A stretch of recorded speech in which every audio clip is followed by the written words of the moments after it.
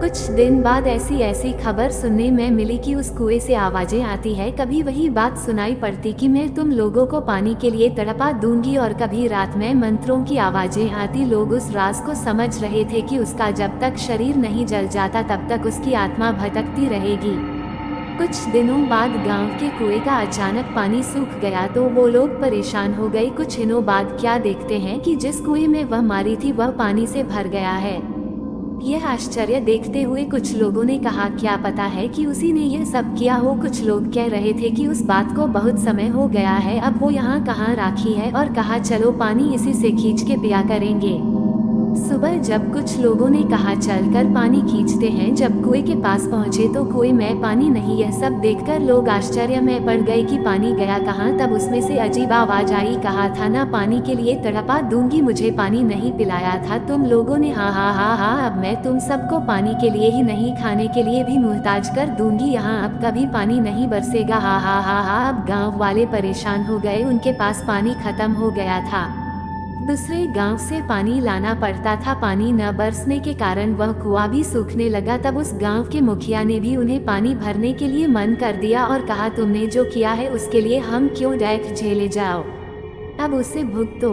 कभी कुएं में पानी आ जाता तो कभी नहीं। जब गांव वाले प्यास से परेशान हो गए तो कुछ लोग ने उससे पानी खींच लिया और उसे जैसे ही पिया तो उसका शरीर पूरी तरह सड़ गया।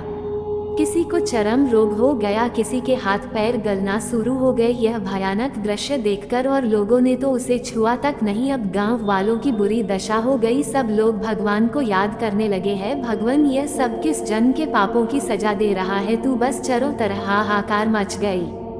उस दिन से गांव में तो जैसे मातम सा छा गया हो। दूसरे दिन सुबह में उस गांव से एक बाबा आता हुआ नजर आया। सफेद वस्त्र, माथे पे तिलक, हाथ में कमंडल, एक हाथ में माला, बस राम का नाम लेते हुए चले आ रहे थे। सब गांव वालों ने उस बाबा को आते देख सब लोग उनके चरणों में गिर पड़े और कहने लगे, बाबा हमें इस संकट से बचा लो। बाबा ने कहा, क्या बात है, आप सारे गांव वाले इतने परेशान क्यों हो। तब बाबा को मुखिया ने सारी बात बताई। तब बाबा ने कहा कि मैं तुम्हारी इस काम में अवश्य मदद करूंगा, और कहा मैं कल अपने शिष्य विराट को लेकर आऊंगा, क्योंकि इस काम के लिए मुझे एक सद्भाव और ईश्वर पर विश्वास करने वाले व्यक्ति की जरूरत है, और वह बुद्धि में भी निपुण है।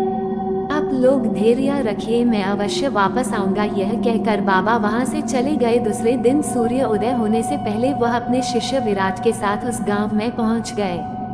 सब लोगों ने बाबा को प्रणाम किया। बाबा ने कहा कि कुछ लोग जाकर पूजा का सामान लेकर आओ, मैं यहाँ पर हवन करूंगा। और अपने शिष्य से कहा कि तुम इस कुएं में अंदर जाकर उस डायन का अंत करोगे, और अमीन तुम्हें कुछ ध्यान में रखने वाली बातें बताता हूँ कि इस कुएं में उतरने से पहले तुम्हें सच्चे मन से भगवान का स्मरण करके बिना मुंह में पानी जाए हुए नीचे पहुंचना पड़ेगा, और तुम्हें इस कुएं की गहराई यानी पाताल तक पहुंचाना पड़ेगा। ध्यान रहे यह काम सूरज डूबने से पहले खत्म करना पड़ेगा, क्योंकि दिन के डूबते ही बुरी आत्माओं की शक्ति बढ़ जाती है।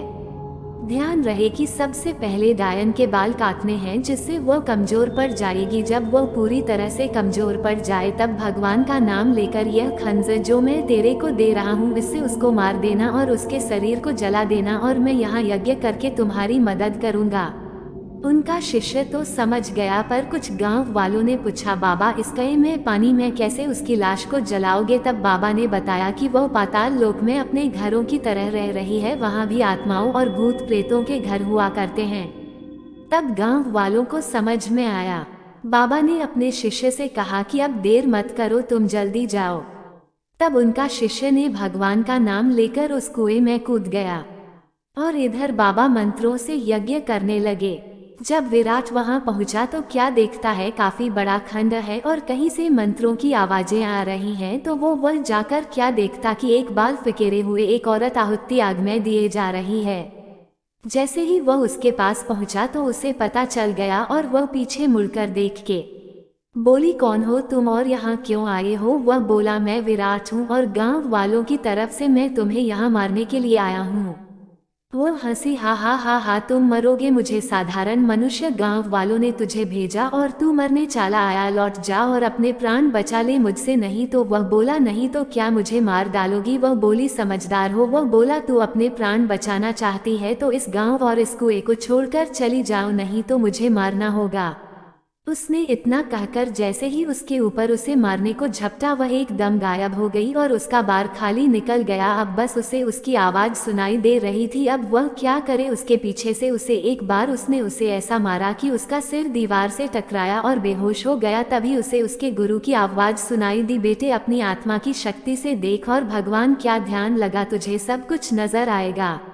उसने भगवान का ध्यान करके आंखें खोली तो उसे वह डायन दीवार से छुपी हुई नजर आई और उसके बाल दिख रहे थे। तभी उसको गुरु की बात का ध्यान आया तो उसने झट से उसके बाल काट दिए और वह झट से उसको मारने के लिए खंजर उठाया तो वह गिड़गिड़ाने लगी कि तुम आदमी हो, मैं औरत और मैं निहत्थी हूँ, तुम मुझे छोड़ दो, और रोने लगी। बाल काटने से उसकी सारी शक्ति कमजोर पड़ गई। पहले तो उसे उस पर दया आई, पर जब गांव वालों के डेक को याद किया तो उसने देर न करते हुए वो खंजर उसके सीने के बीच उतार दिया और उस अग्नि कुंड में उसके शरीर को जला दिया। उसकी आत्मा चीखती चिल्लाती हुई मैं वापस आऊंगी, मैं वापस आऊंगी, उस कुएं से ऊपर से निकल गई। जब गांव वालों ने वह आत्मा देखी तो वह लोग डर गए। तब बाबा ने कहा, अब कोई डरने की बात नहीं है, अब इसका शरीर खत्म हो चुका है, अब यह तुम्हारा कुछ भी नहीं बिगाड़ सकती। तभी विराट कुएं से बाहर आया। तब गांव वालों ने उस बधाई दी और कहा कि अगर तुम ना होते तो पता नहीं हमारा क्या होता। तब विराट ने कहा, यह सब तो भगवान की कृपा है। तब बाबा ने गांव वालों से कहा, अब तुम खुशी खुशी से इस कुएं का पानी पी सकते हो। काली डायन की कहानी।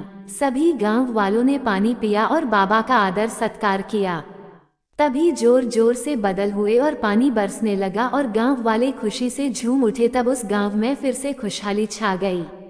दोस्तों, तो यह थी काली डायन की कहानी। यह तो आपको पता होगा कि आप लोगों को कैसी लगी, पर मनुष्य एक खुशी के लिए इतनी हत्याएं करे तो वो खुशी नहीं, खुद खुशी है, क्योंकि ऐसे लोगों को भगवान भी अपनी शरण भी नहीं देता।